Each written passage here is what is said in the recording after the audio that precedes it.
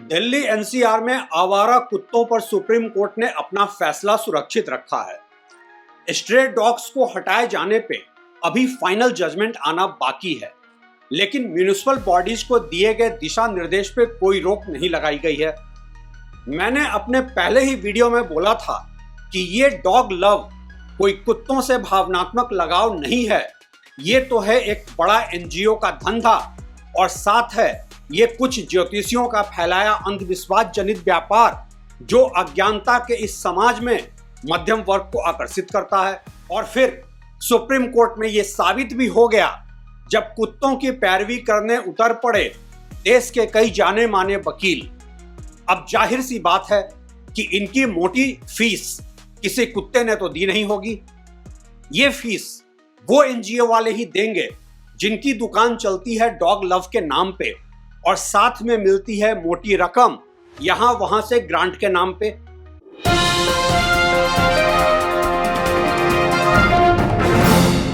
नमस्कार, आप देख रहे हैं ट्रैक टू रियलिटी और मैं हूं रवि सिन्हा। आम तौर पे मैं back to back same topic पे वीडियो बनाने से बचता हूं, लेकिन यह मुद्दा अहम है, जन सरोकारों से जुड़ा है, आपकी और हमारी रोजमर्रा की जिंदगी को प्रभावित करता है। देखने में यह मामला छोटा जरूर है, लेकिन है हमारी सुरक्षा और बच्चों और बुजुर्गों की जिंदगी से जुड़ा। पहले देखिए एक तस्वीर जिसमें मैं तो कुछ नहीं ही बोलूंगा, कंटेम्प्ट ऑफ कोर्ट ना हो जाए, लेकिन यह तस्वीर साफ दिखाती है कि कैसे कुछ लोग देश के सर्वोच्च न्यायालय को भी बार बार के कुत्ता डिबेट में घसीट ही लेते हैं। हालांकि दिल्ली एनसीआर में आवारा कुत्तों पर सुप्रीम कोर्ट ने अपना फैसला सुरक्षित रखा है, लेकिन यहां रहने वाले अधिकांश लोगों के लिए यह आहत करने वाली खबर है। डर है कि कहीं देश की सर्वोच्च न्यायालय का एक बड़ा बेंच अपना ही फैसला न पलट दे, कहीं अपने ही ऑर्डर में कोई ऐसा रिवीजन ना कर दे कि ये आवारा कुत्ते वापस हर गली मोहल्ले, हर हाउसिंग सोसाइटी की समस्या बने रहें। सुबह से ही सबकी नजरें लगी हुई थी कल सुप्रीम कोर्ट में होने वाली सुनवाई पे, और दिल्ली और एनसीआर में आवारा कुत्तों के बढ़ते मामलों को लेकर सुप्रीम कोर्ट में आज एक बार फिर से सुनवाई हुई, जिसके बाद सुप्रीम कोर्ट ने अपना फैसला सुरक्षित रखा। इस दौरान कोर्ट ने बहुत सही कहा कि हस्तक्षेप याचिका दायर करने वाले हर व्यक्ति को जिम्मेदारी लेनी होगी। शीर्ष अदालत ने यह भी कहा कि पूरी समस्या स्थानीय अधिकारियों की लापरवाही और निष्क्रियता के कारण है। नियमों का पालन न करने की वजह से यह समस्या इतनी बढ़ गई है। इसी दौरान सॉलिसिटर जनरल तुषार मेहता ने सरकार का पक्ष रखते हुए सुप्रीम कोर्ट से कहा कि बच्चे मर रहे हैं, इस मुद्दे को सुलझाने की जरूरत है, न कि इस पर विवाद करने की। कोई भी जानवरों से नफरत नहीं करता। देश में एक साल में कुत्तों के काटने से 37 लाख से ज्यादा मामले दर्ज किए गए हैं। जाहिर है यह मामला खास तौर पर शहर की सड़कों पर आवारा कुत्तों की संख्या और उनके साथ होने वाली समस्याओं को लेकर उठाया गया है, जो आज एक बेहद गंभीर समस्या बन चुका है। इस विवाद में पिछली सुनवाई के दौरान कोर्ट ने दिल्ली सरकार को निर्देश दिया था कि वे अगले 8 हफ्तों में सड़कों से आवारा कुत्तों को हटाने के लिए ठोस कदम उठाएं।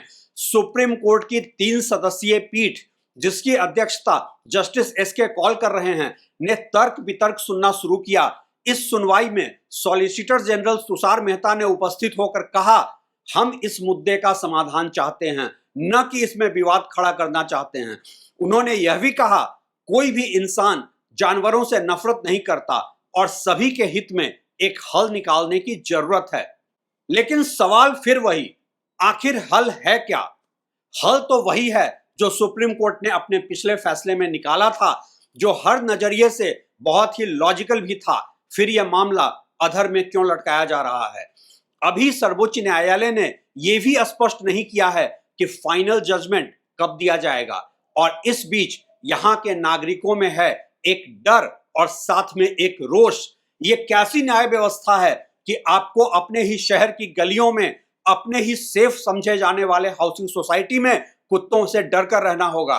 वो करें परेशान बुजुर्गों को, काट खाएं बच्चों को, लेकिन आप सिर्फ एक मूक दर्शन बने रहने के अलावा कुछ कर ही नहीं सकते। नहीं तो हो जाएगी एफआईआर और जाना पड़ सकता है जेल। क्या ये मानवाधिकारों की मूल भावना के खिलाफ नहीं है? क्या सारे अधिकार सिर्फ कुत्तों और कुत्ता प्रेमियों के लिए ही हैं? वो कहते हैं कुत्तों को स्टेरिलाइज करो, लेकिन उससे क्या होगा? हाँ, कुत्तों के दिन प्रतिदिन बढ़ती संख्या में रोक लग जाएगी, लेकिन वो समाधान शायद भविष्य के जनरेशन के लिए है, न कि आज के परेशान नागरिकों के लिए। क्या स्टेरिलाइजेशन से कुत्तों के काटने से होने वाली रेबीज की समस्या का समाधान हो सकेगा? सवाल ही सवाल है यहां, और जवाब सिर्फ एक, हमें चलाने दो अपने डॉग लव की दुकान। तुम्हें कुत्ता काटे तो काटे, तुम्हारे बच्चों को रेबीज हो और वो उसमें मरे तो मरे, हमें क्या? ये कैसा समाज है जहां चंद लोगों की वजह से शहर सेफ नहीं है, बच्चे और बुजुर्ग खुलकर अपनी जिंदगी नहीं जी सकते हैं? मेरा तो बुनियादी सवाल यह है कि कुत्तों के लिए ऐसे सुप्रीम कोर्ट में अर्जेंट हियरिंग कैसे हो रही है? कौन है इसके पीछे और कहां से हो रही है इनकी फंडिंग? जाहिर है कुत्तों ने खुद से तो इतने महंगे वकील हायर किया नहीं होगा कि हमारा केस लड़ो और हमें दिलाओ अधिकार कि शहर में मनुष्यों पे अत्याचार करने का। कौन है वो लोग जो कुत्तों के अधिकार, और वो भी इंसानों के अधिकारों के ऊपर कुत्तों के अधिकार के लिए इतनी महंगी कानूनी लड़ाई लड़ रहे हैं? क्या है उनका वेस्टेड इंटरेस्ट?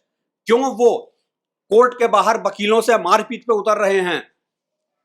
क्या आप जानते भी हैं कितनी मोटी फीस होती है सीनियर एडवोकेट कपिल सिब्बल और अभिषेक मनु सिंघवी जैसों की?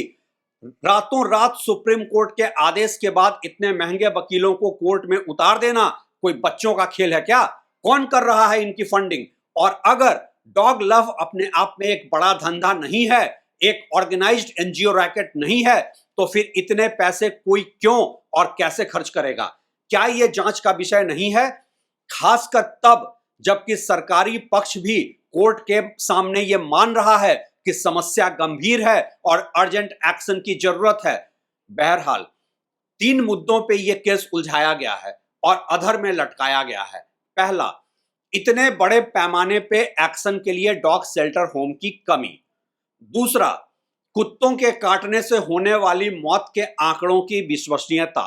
और तीसरा, म्युनिसिपल अथॉरिटीज के फेलियर, जो उन्होंने एनिमल बर्थ कंट्रोल के बजट का सही उपयोग नहीं किया। मेरा सवाल है, क्या ये तीनों सवाल एक पब्लिक इंटरेस्ट के मुद्दे को टालने, भटकाने या बदलवाने के लिए काफी होने चाहिए? क्या जनहित का यह मुद्दा महज लीगल टेक्निकलिटी की वजह से एक्सिक्यूट नहीं हो पाएगा? इसका जवाब मैं आप लोगों पे छोड़ता हूं, लेकिन जवाब देने के पहले अपने दिल पर हाथ रखकर यह जरूर सोचिएगा, यह मामला आपके अंधविश्वास, आपके एनजीओ की दुकान या किसी राजनीतिक आइडियोलॉजी की पहचान से कहीं ऊपर है।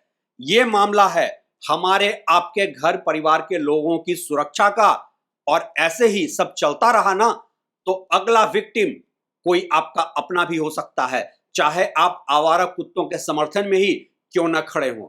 और हां, मैं सॉलिसिटर जनरल तुषार मेहता की बात से पूरी तरह सहमत हूं कि दरअसल यह मामला साइलेंट मेजोरिटी बनाम वोकल माइनॉरिटी का है। ये आवारा कुत्तों से परेशान साइलेंट मेजोरिटी ही है जिसकी वजह से खुलेआम समाज में कुत्ता प्रेम की दुकान एक वोकल माइनॉरिटी चला रहे हैं। आपकी सहन शक्ति उनकी ताकत है। आई rest my case. Thanks for watching.